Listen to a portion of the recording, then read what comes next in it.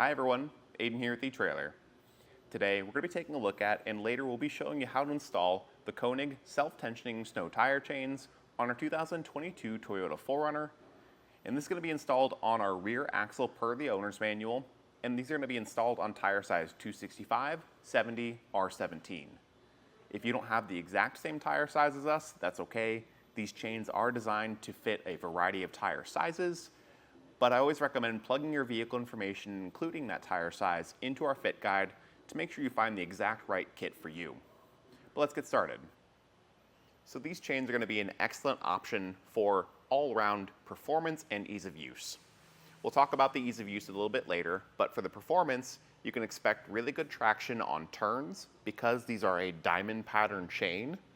That's going to give you more constant contact from chain to the ground, also resulting in a bit of a smoother ride quality when compared to a more basic style that are ladder pattern chains. That's going to be where the chain goes in lines parallel to one another across the tire.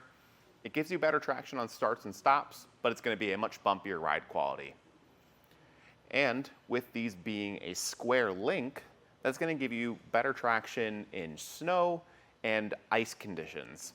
Because with those hard edges on the square links, you can break up those chunks of ice really well. And these ones take it a step further by giving you these plates in the middle that connect the links together, helping to form that diamond shape, but also busting up ice as you drive. As far as that ease of use goes though, these are going to be a self-tensioning chain.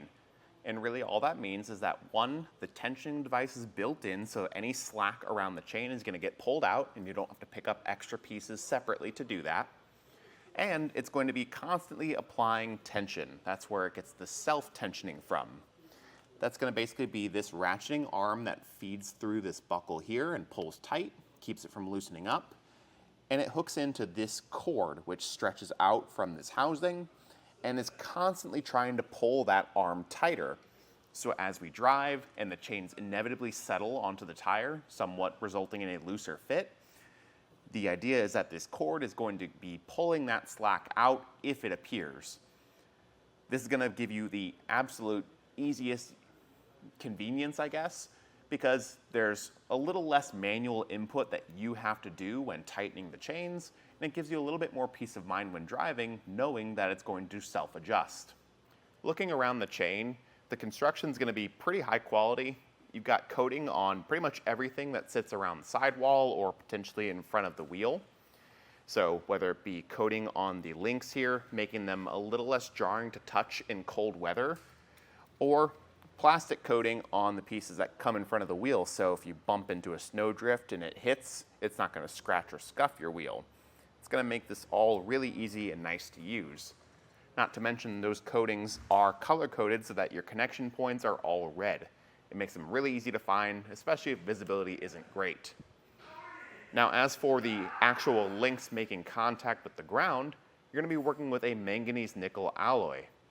All you need to know there is that any kind of alloy steel like this is going to be much more corrosion resistant. So if you're looking to invest in chains and really make sure they last multiple seasons, that's what I would recommend, especially when you compare it to a lower quality option like low carbon steel. And with these chains, they're going to come two to a kit, and they give you this really nice hard shell carrying case. That's going to help keep your chains organized and give you a place to store them so it's not making a mess inside your vehicle. They do store the two chains together, so when you wrap them up, they might get a little tangled together, but that's okay. They're pretty easy to get taken apart, and they do give you these plastic bumpers that you can put around the end links here if any of them come in pretty close contact with your wheel, which ours don't. But it's really going to give you all the pieces you need to get up and running with a good solid tire chain. And for that reason, honestly, when it comes to comparisons, these are the ones I recommend for most people. If you're looking for a good quality, easy to use chain, this is the way I'd go. You can go probably and save a little bit of money by downgrading to an assisted tensioning tire chain. How this one has that cord that pulls the tension a lot for you. With an assisted tensioning chain, it's going to look very similar. You just have to put a little bit more muscle into it. And when you drive and let those chains settle, you probably will have to come back up and tighten it up yourself a bit more than you would these. So it's not really a big downgrade per se. It's just a little bit of extra work that you have to do. But if that's worth it to save a few bucks, then I'd say go for it. You're gonna get a good quality chain regardless. If this is the one you've settled on though, and you wanna see what that install process looks like, just follow along and we'll show you how we did it. We'll start the install by laying the chain out and making sure that nothing's tangled or we don't have any damaged links. In shipping, and a lot of times just straight out of the package, you might find that the chains get a little bit tangled together, but this style is usually pretty okay, and we just want to make sure that it's laying properly before attaching it to our tire. Then we can turn our attention to some of the parts on the chain to make sure it's in the proper orientation. For one, there's going to be this blue coated cable that's going to be sitting closer to our tire right now. That's going to be the part that actually sits behind it.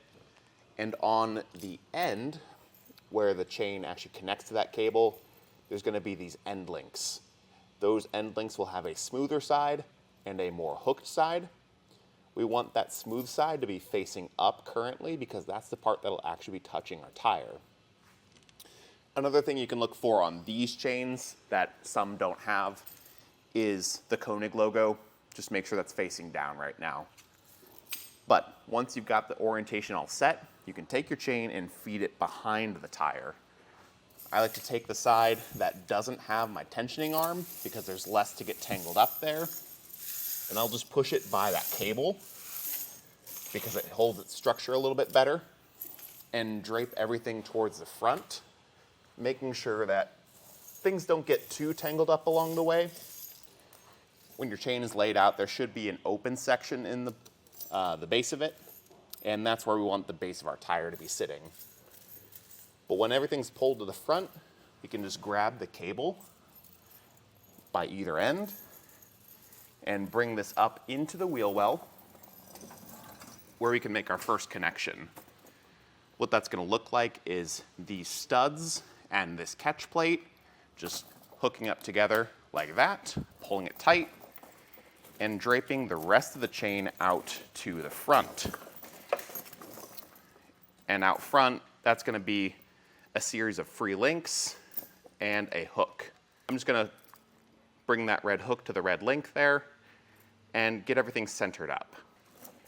So as we're centering things, I'm just kind of pushing it back, trying to get these cross plates on the center of the tire tread, and just making sure that it's even all around.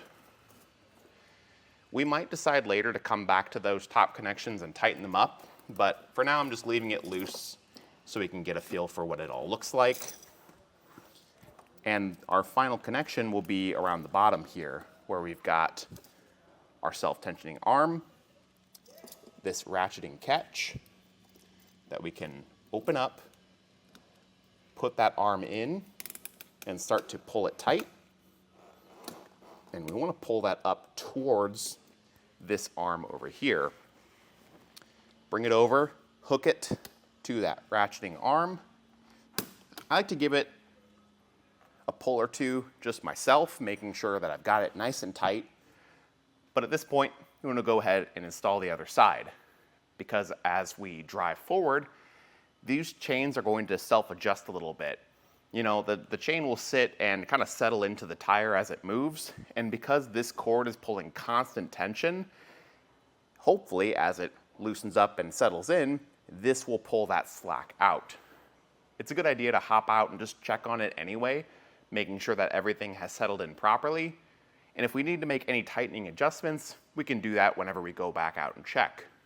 And once you've done that, you can go ahead and hit the road. But that'll do it for a look at and installation of these Konig self-tensioning tire chains on our 2022 Toyota 4Runner. My name's Aiden, and thank you for watching.